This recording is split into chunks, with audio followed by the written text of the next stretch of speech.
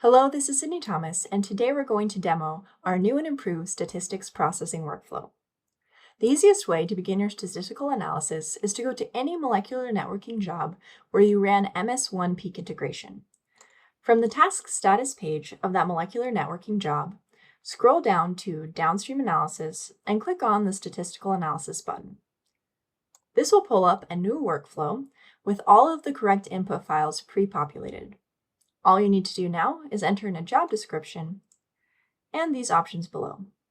As always, if you have questions about any of these options, you can hover over this question mark here, or you can go to the workflow documentation here, which has a lot more information about the workflow inputs, workflow outputs, and the methods we use to perform this analysis. Now, once you've hit that submit button and your workflow has completed, you can access all of your results from the task status page.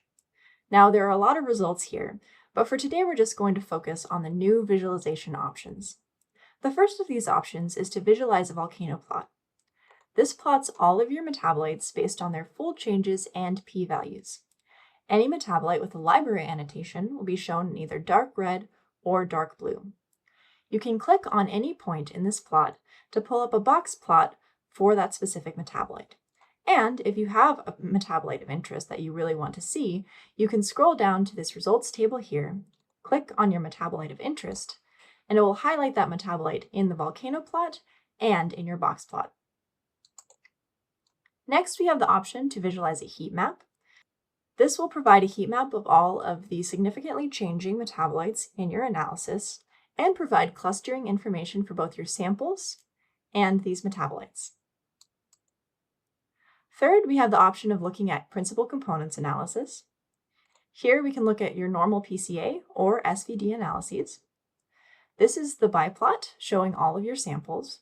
You also have information on how much variance is explained by each principal component, and you can check out up to 5 principal components at once using this slider.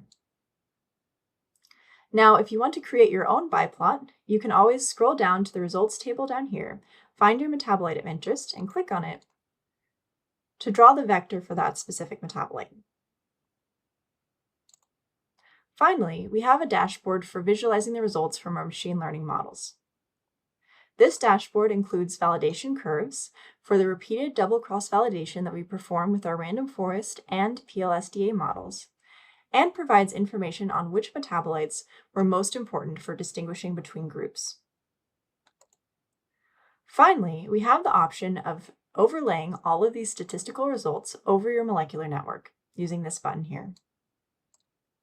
Here I've pulled up my molecular network and changed the node size and node color to reflect my adjusted p-values. Here, a smaller p-value will result in a larger and brighter node. So here, all of those big red nodes are the ones I would want to follow up on. Now, there are a lot more results here, and if you really want to dive in, I'd suggest clicking on this Browse All Results button.